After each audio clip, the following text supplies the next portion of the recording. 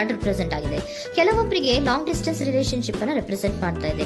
ಮತ್ತೆ ಕೆಲವೊಬ್ರು ಟ್ರಾವೆಲ್ ಮಾಡೋದ್ರ ಮೂಲಕ ನಿಮ್ಮ ಪರ್ಸನ್ ಅನ್ನ ನೀವು ಭೇಟಿಯಾಗಿರುವಂತಹ ಪಾಸ್ಟ್ ನಲ್ಲಿ ರೆಪ್ರೆಸೆಂಟ್ ಆಗ್ತಾ ಇದೆ.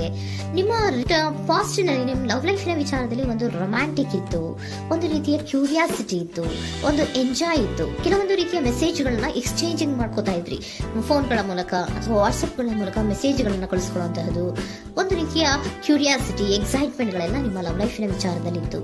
ಪಾಸ್ಟ್ ನಲ್ಲಿ ಕೂಡ ನಿಮ್ಮ ಲವ್ ಲೈಫ್ ನ ವಿಚಾರದಲ್ಲಿ ಯಾವುದೇ ರೀತಿಯ ತೊಂದರೆಗಳಿರಲಿಲ್ಲ. ಸೊ ಪಾಸಿಟಿವ್ ಆಗಿತ್ತು. ಪಾಸಿಟಿವ್ ಚೇಂಜಸ್ ಗಳು, ಬದಲಾವಣೆಗಳನ್ನೇ ನೀವು ನೋಡಿದ್ದೀರಾ. ಯಾವುದೇ ರೀತಿಯ ತೊಂದರೆಗಳೇನು, ಜಗಳಗಳೇನು ಇಲ್ಲದೆ ಇರುವಂತಹದ್ದು ರೆಪ್ರೆಸೆಂಟ್ ಆಗ್ತಾ ಇದೆ. ಅಟ್ ದ ಪ್ರೆಸೆಂಟ್ ಸಿಚುಯೇಷನ್ ಹೇಗಿದೆ? ಈಗಿನ ಸಿಚುಯೇಷನ್ ಕೂಡ ಸೆಕ್ಯೂರ್ ಆಗಿರುವಂತಹದ್ದು. ನಿಮ್ಮ ಲವ್ ಲೈಫಿನ ವಿಚಾರದಲ್ಲಿ ಅಟ್ ಪ್ರೆಸೆಂಟ್ ಅಲ್ಲೂ ಕೂಡ, ಈ ಹಿಂದೆನೂ ಕೂಡ ನಿಮಗೆ ಚೆನ್ನಾಗೇ ಇತ್ತು, ಈಗಲೂ ಕೂಡ ಪ್ರೆಸೆಂಟ್ ಅಲ್ಲಿ ನಿಮಗೆ ಕಿಂಗ್ ಆಫ್ ಪ್ಯಾಟಿಕಲ್ ರೆಪ್ರೆಸೆಂಟ್ ಆಗ್ತಾ ಇರೋದ್ರಿಂದ ನಿಮಗೆ ಲವ್ ಲೈಫಿನ ವಿಚಾರದಲ್ಲಿ ಚೆನ್ನಾಗೇ ಇದೆ. ಸೊ ಒಂದು ಭದ್ರತೆ ಇದೆ. ಲವ್ ಲೈಫಿನ ವಿಚಾರದಲ್ಲಿ ಒಂದು ಸಾಮರಸ್ಯ ಇದೆ. ಯಾವುದೇ ರೀತಿಯ ತೊಂದರೆಗಳು ಏನು ಕಾಣ್ತಾ ಇಲ್ಲ. ಸೆಕೆಂಡ್ ಕಾರ್ಡ್ ಬಂದಿರುವಂತಹದ್ದು ಪ್ರೆಸೆಂಟ್ ಸಿಚುಯೇಷನ್ ಸ್ಟ್ರೆಂತ್ ಇದೆ, ಬಾಂಡೇಜ್ ಇದೆ. ಚೆನ್ನಾಗಿ ನೀವಿಬ್ಬರ ಮಧ್ಯೆ ಒಂದು ಬಾಂಡೇಜ್ ಇದೆ, ಸಾಮರಸ್ಯ ಇದೆ, ಹೊಂದಾಣಿಕೆ ಗುಣಗಳು ತುಂಬಾ ಇದೆ. ಆದ್ರೂ ಕೂಡ ಅಟ್ ಪ್ರೆಸೆಂಟ್ ಅಲ್ಲಿ ಕೆಲವೊಂದು ವಿಚಾರಗಳ ಬಗ್ಗೆ ಅನುಮಾನವನ್ನ ಪಡ್ತಾ ಇರುವಂತಹದ್ದು ರೆಪ್ರೆಸೆಂಟ್ ಆಗ್ತಾ ಇದೆ.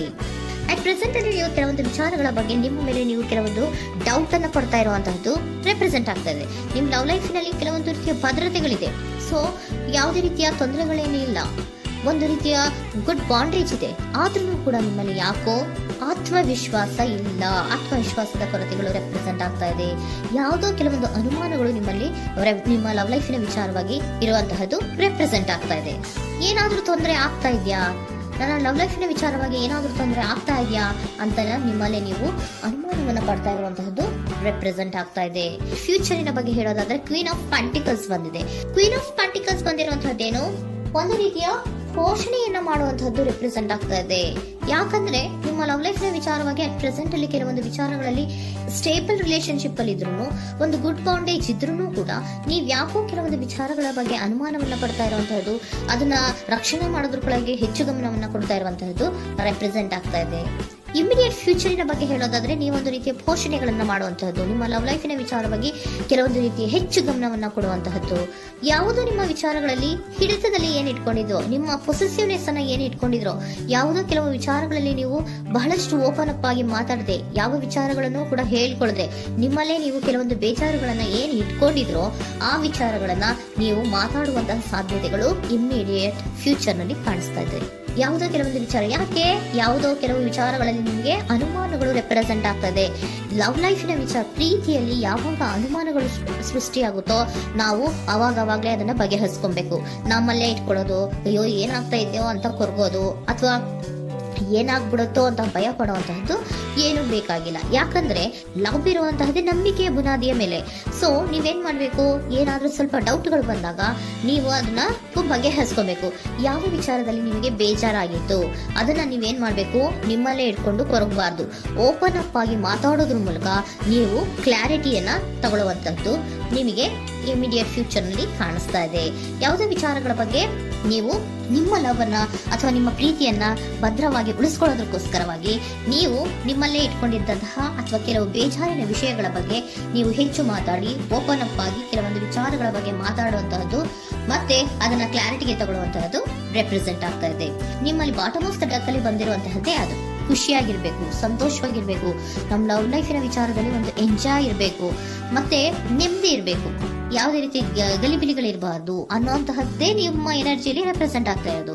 ಅದಕ್ಕೋಸ್ಕರನೇ ನೀವು ಏನೇನು ಕೆಲವೊಂದು ಸ್ವಲ್ಪ ಅನುಮಾನವನ್ನ ಪಡ್ತಾ ಇದ್ರಿ ಅಥವಾ ಕೆಲವೊಂದು ವಿಚಾರಗಳಲ್ಲಿ ನೀವು ಡಿಸ್ಟರ್ಬ್ ಆಗಿದ್ರಿ, ಓಪನ್ ಅಪ್ ಆಗದೆ ಹೇಳ್ದೆ ನಿಮ್ಮಲ್ಲೇ ನೀವು ಬೇಜಾರನ್ನ ಮಾಡ್ಕೊಂಡು ಏನು ಕೆಲವು ವಿಚಾರಗಳ ಬಗ್ಗೆ ಕೊರಗ್ತಾ ಇದ್ರಿ, ಅದನ್ನ ನೀವು ಓಪನ್ ಅಪ್ ಆಗಿ ಮಾತಾಡಿ ಅದರ ಬಗ್ಗೆ ತಿಳ್ಕೊಳ್ಳುವಂತಹದ್ದು, ಅದನ್ನ ಕ್ಲಾರಿಟಿಗೆ ತಗೊಳ್ಳುವಂತಹದ್ದು ನಿಮ್ಗೆ ರೆಪ್ರೆಸೆಂಟ್ ಆಗ್ತಾ ಇದೆ.